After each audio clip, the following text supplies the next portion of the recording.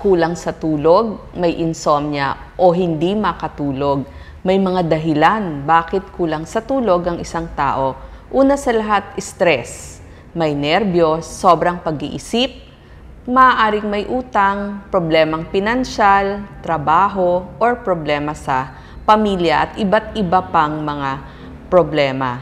Number 2, maingay ang kapaligiran, tumatahol na aso, maingay na motorsiklo kung sa tabi ka ng daan, o kaya naman may nagkakaraoke sa gabi. Number 3, sobrang init ng kwarto mo, pawis na pawis ka.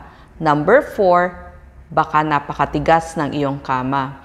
Number 5, yung mga tao na papalit-palit ang duty, minsan pang gabi, minsan pang araw, so nahihirapan ng sumunod ang katawan nila sa kanilang body clock. Number 6, yung may sakit, matagalang sakit katulad ng arthritis. Siyempre, kapag naramdaman mo yung kirot, hindi ka na makakatulog.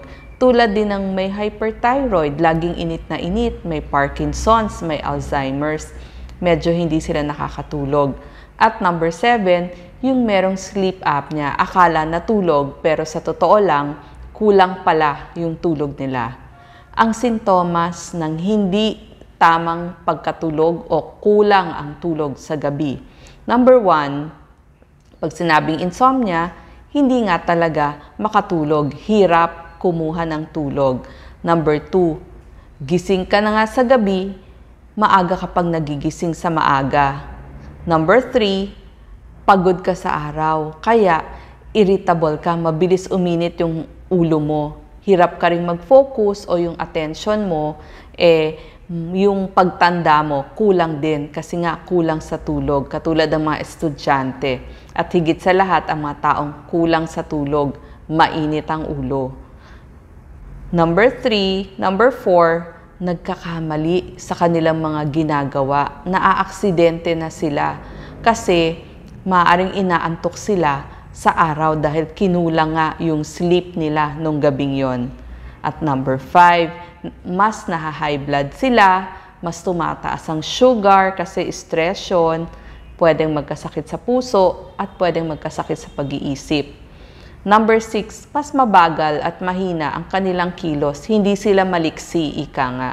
At number 7, mas nagkakasakit. Siyempre, mababang immunity mo kapag hindi ka nakatulog kasi yung cellula mo hindi nga nag-regenerate. So, wala kang mga panlaban pagdating sa immunity.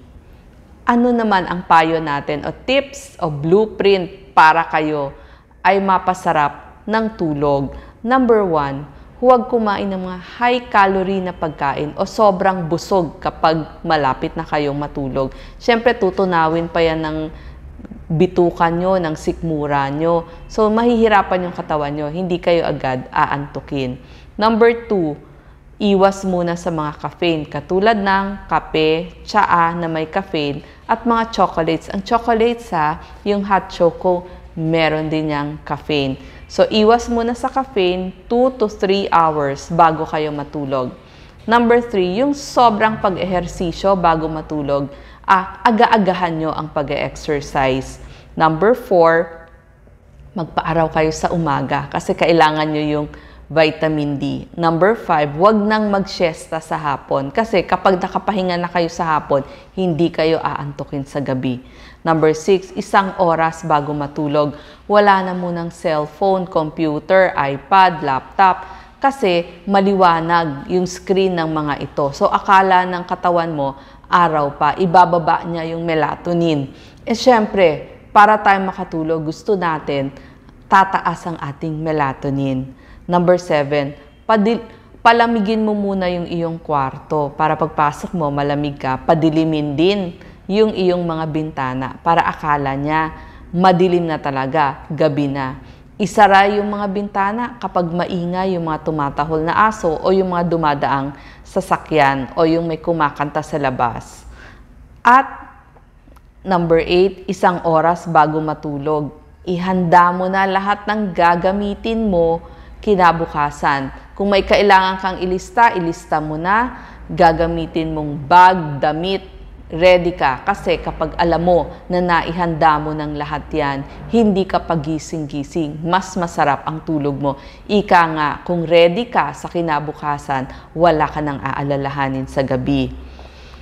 Number 9, parehong oras dapat ng tulog at gising natin. Kahit napuyat ka nung kinabukasan mo, nung day before, same oras pa din ang gising mo. Kung pwede, huwag ka rin nagpupupuyat.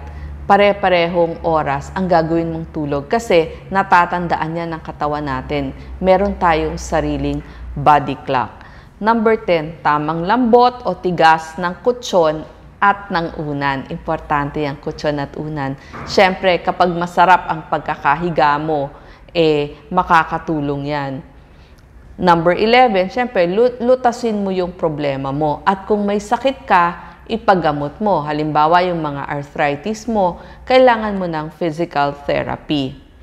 Pagdating sa mga bitamina o kakainin, piliin mo yung mga pagkain at saka mga bitamina na mayaman sa vitamin B6 at B12, nakakaantok yon. Pero idagdag mo na yung vitamin C, D, E at magnesium. Makukuha mo yan sa mga nuts, sa mga buto-butong gulay, saging o chamomile tea para ma-relax ka. Yun, wala pong caffeine yon. Number 13, magdasal. Yung iba nakakatulong yung pagsuot ng medyas sa gabi. Mas mahimbing yung tulog nila. Pwede mong imasahe yung tiyan mo para ma-relax. At saka yung unan, ilagay, kung ikaw ay patihaya matulog, lagyan mo ng unan sa ilalim ng iyong tuhod. O kung side sleeper ka naman, kailangan meron kang dantayan at tamang taas ng unan doon sa iyong ulo. Nabanggit ko yung pagkakaroon ng sleep apnea. Akala mo nakatulog ka, pero kulang ka pala sa tulog. Ibig sabihin nun, humihinto ang pagtulog mo sa gabi. So, no breathing at night talaga. Alam nyo ba na 40% ng kalalakihan pag edad ng 35, nagsisimula ng humilik. Pero 2% no nagkakaroon ng sleep apnea. At pag edad ng 65, 70% ng kalalakihan humihilik na talaga. At yung sleep apnea nila tumataas din. 10% dun sa naghihilik ay nagkakaroon ng sleep apnea. Pag may sleep apnea, yung oxygen concentration bumababa ng below 90. Ang normal sa pulse oximeter, di ba may nabibili na niyan, yung nilalagay sa daliri. Dapat 94 to 99% ang oxygen na pumapasok sa loob ng ating katawan. Kapag kulang tayo sa oxygen, ano bang komplikasyon nun? Sakit sa puso, mas tumataas ang sugar, so diabetic, mas naha-high blood, at mas nagkakasakit sila dun sa mga taong kulang ng 6 hours ang tulog sa maghapon. Saan may sleep laboratory para malaman kung talagang nag-i-sleep apnea ang isang tao? Doon mo lang malalaman kung talagang nagkukulang ng oxygen. Sa mga malalaking sleep laboratory ng mga malalaking ospital. Doon po kayo pwedeng pumunta. Itanong lang po sa information ng mga big hospitals. Ano ang gamutan? Number 1 gamutan dito, yung tinatawag na CPAP, yung Continuous Positive Airway Pressure. Para tong mini ventilator. So, ipinapasok niya yung oxygen dun sa ating katawan. So, may force yon, pero mahina lang para yung maipasok niya dun sa daanan ng hangin natin. So, mas binubuka niya. Number 2, merong mga nilalagay na splint sa panga. Ito dun sa ilalim ng panga. Mas hihilahin niya forward yung panga ninyo, tapos yung dila nyo, medyo nahila din para mas dumaan yung hangin.